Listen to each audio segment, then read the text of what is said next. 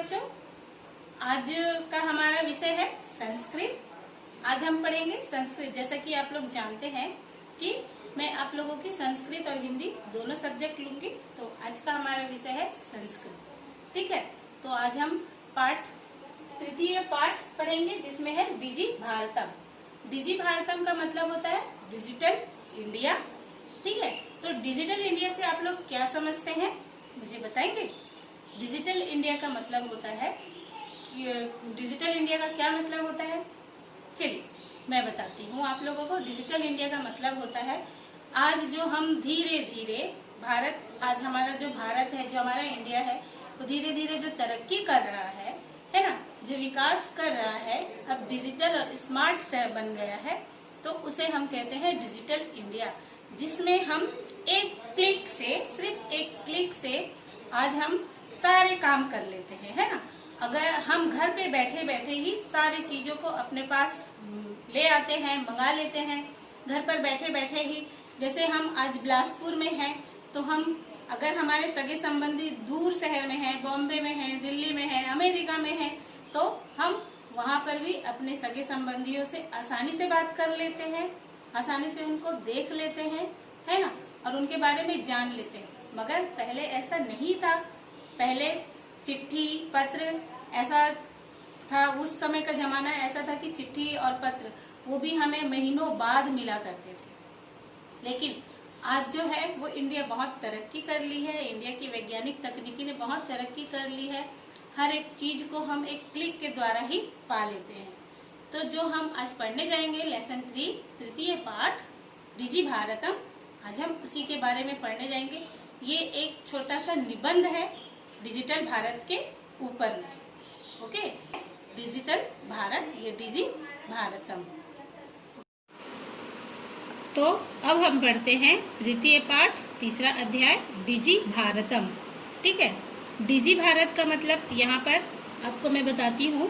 प्रस्तुत पाठ digital India के मूल भाव को लेकर लिखा गया है, निबंधात्मक पाठ है। ठीक है, ये जो डिजिटल भारत के ऊपर एक निबंध लिखा गया है, इसमें वैज्ञानिक प्रगति के उन आयामों को छुआ गया है जिनमें हम एक क्लिक द्वारा बहुत कुछ कर सकते हैं। ठीक है, आज के जमाने में हम मोबाइल कंप्यूटर के द्वारा सिर्फ एक क्लिक करते हैं और सारा चीज हमारे सामने होता है। आज इंटरनेट ने हमारे जीवन को कितना सरल बना दिया है। हम भौगोलिक दृष्टि से एक दूसरे के अत्यंत निकट आ गए हैं। इसके द्वारा जीवन के प्रत्येक क्रियाकलाप सुविधाजनक हो गए हैं। ऐसे ही भावों को यहाँ सरल संस्कृत में व्यक्त किया गया है। तो जैसा कि आप लोग जानते हैं, डिजिटल भारत कंप्यूटर और जैसा कि आप लोग जानते हैं कि मोबाइल फोन और कंप्यूटर के द्वारा हम एक दूसरे से इतने दूर होने के बावजूद भी एक दूसरे कितने पास हैं।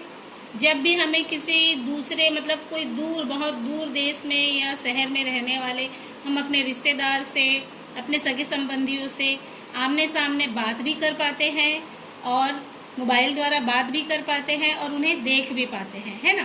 तो यहाँ पर डिजी भारतम का मतलब है डिजिटल इंडिया, उसके बारे में बताया गया है। तो हम पढ़ते हैं पाठ।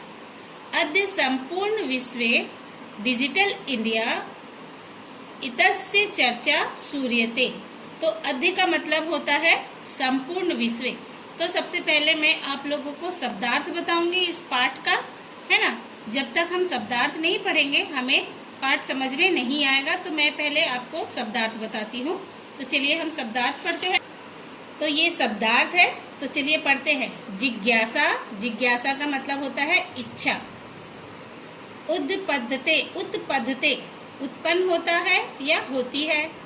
परिवर्तनी काले, परिवर्तन के समय में। अनंतरम, बाद में। कर्ददस्य, कागज का। प्रविधि, तकनीक, विधि। चल दूरभाष यंत्रम, मोबाइल फोन। ठीक है, चल दूरभाष यंत्रम का अर्थ होता है मोबाइल फोन। रेल यान यात्रा पत्रम, रेल टिकट। वायुयान यात्रा पत्रम, हवाई जहाज का टिकट। संकयन, दिखलाकर, सौंकयेन आसानी से, सुगमता से, संदर्श्य दिखलाकर, चिकित्सालय अस्पताल, वस्त्र फूटके जेब में, द्रुत गत्या तीव्र गति से, शुल्कम फीस। तो हमने यहाँ पर शब्दार्थ देख लिया है, आप लोगों को शब्दार्थ अच्छे से समझ आ गया है। अब हम पढ़ते हैं लेसन। अद्य संपूर्ण विश्वे डिजिटल इंडिया इतस्य चर्चा श्रूयते। तो इसका अर्थ है आज पूरी दुनिया में इसकी चर्चा सुनी जाती है। अस्य पदस्य का भावः इति मनसि जिज्ञासा उत्पद्यते। अस्य पदस्य मतलब इस पद का क्या भाव है। मनसी जिज्ञासा, मनसी जिज्ञासा का होता है मन में जानने की इच्छा, ठीक है। तो इस पद का क्या भाव है, इसका अर्थ जो है वो क्या भाव है, मन में जानने की जो इच्छा है वो उत्पन्न होती है ना। अस्य पदस्य का भाव मनसी जिज्ञासा उद्दीपते। तो इस पद का क्या भाव है, मन में जानने की इच्छा होती है। काल परिवर्तनेन सह मानवस्य आवश्यकता अपि परिवर्तते। ठीक है, काल परिवर्तने का मतलब होता है समय परिवर्तन, ठीक है, समय परिवर्तन। तो समय परिवर्तन के साथ मानवस्य, ठीक है, मानव के जो आवश्यकता है, आवश्यकता अपि, समय परिवर्तन के साथ मानव की आवश्यकता भी क्या होती है, बदलती रहती है। प्राचीन काले ज्ञानस्य आदान प्रदानम मौखिकम आसीत्। तो प्राचीन काल मतलब पुराने जमाने में ज्ञान का, शिक्षा का जो था वो आदान प्रदान मौखिक रूप से होता था। विद्याचा श्रुति परंपराया गृहाते स्म। मतलब विद्या जो है वो सुनकर, ठीक है, सुनकर ग्रहण किया जाने वाला होता था। प्राचीन काल में हमें जो विद्या है वो विद्या का आदान प्रदान मौखिक होता था और हम उस विद्या को सुनकर ग्रहण करते थे। अनंतरम ताल पत्रोपरि भोज पत्रोपरि च लेखन कार्यम आरब्धा। मतलब उसके बाद धीरे धीरे क्या हुआ, तालपत्र की और भोजपत्र की खोज हुई, है ना। तालपत्र और भोजपत्र आए जिसमें हमने लेखन कार्यम आरब्ध, उसमें हम तालपत्र में और भोजपत्र में लेखन का काम शुरू किया हमने। परिवर्तनी काले कर्गदस्य लेखन्या च आविष्कारेण सर्वेषामेव मनोगताना भावना कगर्दोपरि लेखनम प्रारब्धम। ठीक है, तो यहाँ पर बोल रहा है परिवर्तन काले। तो फिर से परिवर्तन के समय में कागज, कर्गदस्य मतलब होता है कागज, लेखन्या मतलब होता है कलम, ठीक है। कागज और कलम का आविष्कार हुआ जिसमें सभी मानव, जो सभी मनुष्य जो है मनोगताना भावना, तो अपने मन में छुपी हुई जो भावना जो है वो क्या करने लगे, कागज पर लिखने लगे। कर्ग दो परी लेखन प्रारब्धम मतलब प्रारब्धम है। तो लोग जब कागज और कलम आ गए, है ना, कागज और कलम की जब हम लोगों ने खोज कर ली तो उस कागज पर मनुष्य जो है वो अपनी भावनाओं को लिखना शुरू किया। टंकण यंत्र से आविष्कारण हेतु लिखिता सामग्री टंकिता सती बहुकालीय सुरक्षिता अतिष्ठिता। उसके बाद क्या आया, टंकण यंत्र मतलब होता है टाइपराइटर, ठीक है। उसके बाद हम लोगों ने किसका खोज किया, टाइपराइटर का खोज किया।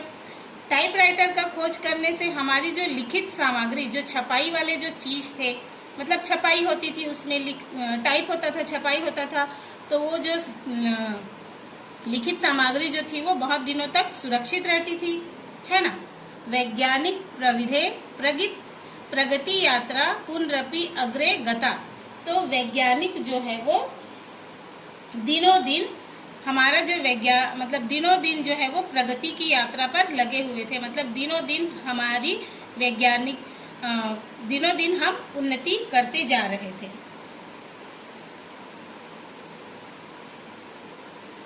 वैज्ञानिक तकनीकी जो है वो दिनों दिन हमारी उन्नति करती जा रही थी। अद्य सर्वाणी कार्याणि संकट नाम के नियंत्रण साधितानि भवन्ति। लेकिन आज हम क्या कर रहे हैं, अपने सारे काम संकट मतलब क्या होता है, कंप्यूटर होता है, ठीक है। तो आज हम अपने संकट यंत्र का मतलब होता है कंप्यूटर। तो आज हम अपने सारे काम किसमें कर रहे हैं, कंप्यूटर में कर रहे हैं, ठीक है। हमारे सारे काम जो है वो कंप्यूटर के द्वारा हो रहे हैं। समाचार पत्राणि पुस्तकानि च कंप्यूटर माध्यम पठयन्ते लिखयन्ते च। हम समाचार और पुस्तक पढ़ने का काम किसमें कर रहे हैं, कंप्यूटर में कर रहे हैं। अब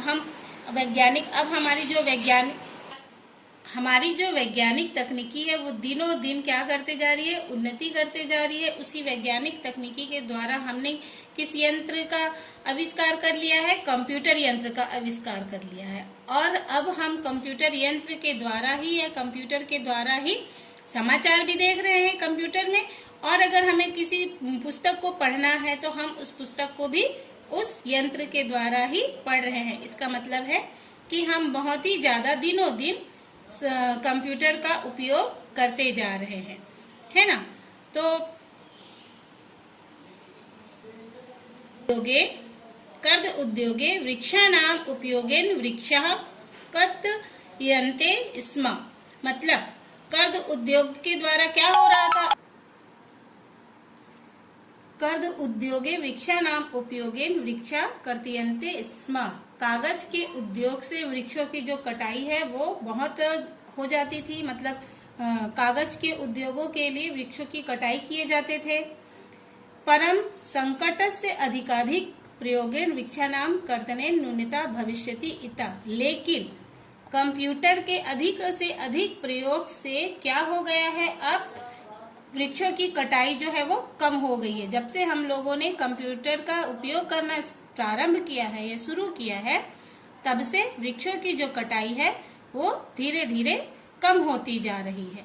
विश्वासः अनेन पर्यावरण सुरक्षायाः दिशि महान उपकारो भविष्यति।